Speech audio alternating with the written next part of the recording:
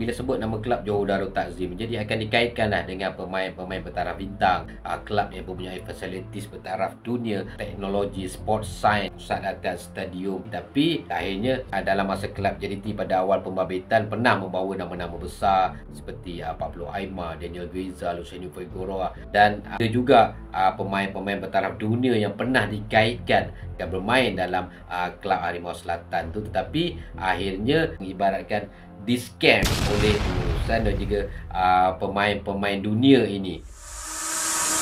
Okay, Assalamualaikum, welcome back to Suara Bola 79.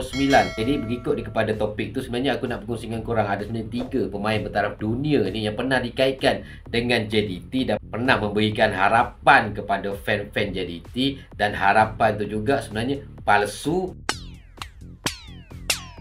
dan terang-terang fan JDT sebenarnya menerima lah dengan reda yang pemain-pemain ini sebenarnya memang takkan ada dan ibaratkan mimpi di siang hari. Kalau seingat korang, pernah seorang pemain ni yang bernama Camilo Sanvezo, penyerang kelahiran Mexico, sebelum ni pernah juga sebenarnya dikaitkan untuk menyarung jersey JDT bagi musim tahun 2021. Perkara tu juga sebenarnya seingat aku, Tunku Ismail sebenarnya banyak memberi hint di media sosial. Beliau mengumumkan yang pemain Sanvezo sebagai penyerang baru JDT di samping Gonzalo Cabrera dan juga Fernando Rodriguez waktu tu sebagai penyerang import. Itulah membuatkan fan JDT ni teruja dengan hint yang diberikan Tunku Ismail di media sosial. Tapi akhirnya perkara itu sebenarnya dinafikan oleh pihak media antarabangsa Mexico, yang mana pemain itu pada waktu itu sebenarnya akan kekal di kelab lamanya, iaitu di kelab Mazatlan FC, walaupun memang ada pernah mendapat tawaran dari kelab di Liga Malaysia. Camilo tu sekarang dah umur dia pun hampir dah 35 atau 36 tahun. Puasa masih berhasil dalam Liga Utama Mexico dengan kelab Querétaro FC kalau tak silap aku. Dia juga merupakan tonggak utama lah dalam pasukan tersebut lah. Dan pemain kedua, kalau kau masih ingat, bekas pemain Juventus, Medi Benantia. Pemain ni sebenarnya juga pernah dikaitkan dengan skuad Johor Darul Takzim pada 2019. Ianya susulan daripada perkongsian Tunku Ismail juga dekat IG beliau, yang mana TMJ sedang bersama dengan pemain Maghribi ni. Dan dalam caption TMJ juga pada waktu itu menggambarkan yang pemain antarabangsa Maghribi ni akan bersama skuad Harimau Selatan, dan itu yang membuatkan keterujaan daripada penyokong-penyokong Johor Darul Takzim dan juga penyokong-penyokong bola sepak Malaysia. Mana tidak terujanya fan JDT. TMJ pada waktu itu pernah tag 2 pemain, Elias Mau Santos 33 dan juga Elias Adam Azlin 09, mengatakan, saya sudah jumpa rakan sepasukan baru buat kalian. Ini ciapan TMJ pada Instagram beliau. Itulah ciapan Tunku Mangketojo setiap kali berjumpa dengan pemain-pemain bertaraf dunia. Nampak tak nakalnya Tunku Ismail ni, iaitu TMJ, dengan ciapan-ciapan yang mengusik jiwa penyokong-penyokong Johor Darul Takzim ni. Perkara tu juga sebenarnya tak menjadi realiti, kerana berita tu semakin dilupakan dan senyap begitu saja.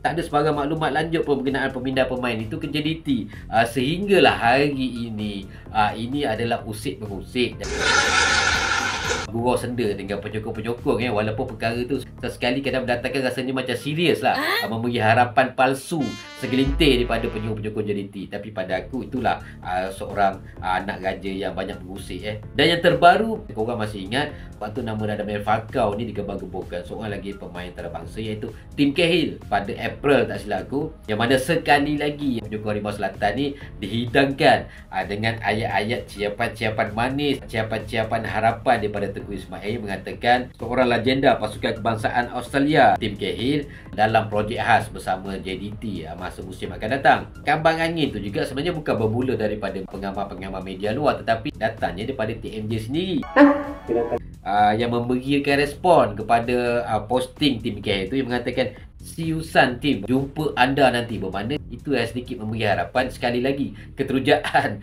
kepada penyokong-penyokong Johor Darul Takzim, termasuk aku sendiri. Yang mana kita tahu Tim Cahill ni sangat legend dalam bola sepak Australia, dalam keterujaan pengamal media memainkan spekulasi, sehingga hari ini tak ada apa-apa pengumuman pun daripada Tim Cahill. Senyap juga bermakna aku beranggapan apa yang TMJ komen ataupun respon daripada Tim Cahill itu hanyalah perbualan biasa daripada dua rakan. Walaupun sebelum tu Tim Cahill juga pernah membuat naik video beliau sedang menonton perlawanan Liga Juara Asia membabitkan kelab Johor Darul Ta'zim. Aku benci. Dan kerana itu jugalah sebenarnya bukti-bukti yang mengukuhkan konon-kononnya yang tim KL ni akan datang ke kelab Johor Darul Ta'zim. Ini antaralah sebenarnya 3 nama lah yang pernah memanaskan isu bola sepak dalam negeri Johor ni, terutamanya membabitkan bintang-bintang dunia. Bukanlah niat sebenar daripada pemain-pemain ini ataupun Tengku Ismail nak scam penyokong. Awak pernah kena tekan? Ini kadang-kadang sebenarnya siapan daripada Tengku Ismail tu mengusik, macam aku cakap tadi, mengusik je jiwa-jiwa penyokong Harimau Selatan. Kerana penyokong-penyokong Harimau Selatan dan juga bangsa Johor, Rakyat Johor sihat walafiat. memahami sebenarnya sikap tuanku dan juga tak ada masalah pun sebenarnya jadi tak jadi pemain-pemain dunia ni datang ke JDT, kerana apa yang diberikan, yang dilakukan, apa yang dibuat oleh Tengku Ismail dan juga diterjemahkan melalui kejuaraan-kejuaraan dan juga kejayaan dalam skuad Johor Darul Ta'zim, itu dah memuaskan sebenarnya hati penyokong-penyokong skuad Harimau Selatan. Jadi tak ada isu di scam ataupun ditipu ataupun di game. Perkara itu tak ada pada aku. Aku hanya berkongsi untuk korang panas-panas sekali ke bola sepak Malaysia seperti apa yang selalu dilakukan Tengku Ismail dalam environment bola sepak Malaysia ni. So, jumpa kita video akan datang. Berjaya dalam apa saja benda yang kita inginkan. Kalau kau suka dengan konten-konten Suara Bola 79, teruskan support dengan subscribe dan juga tekan butang notification, dan terus support Liga Malaysia, terus support bola sepak seluruh Nusantara. Terima kasih. Assalamualaikum. Bye-bye.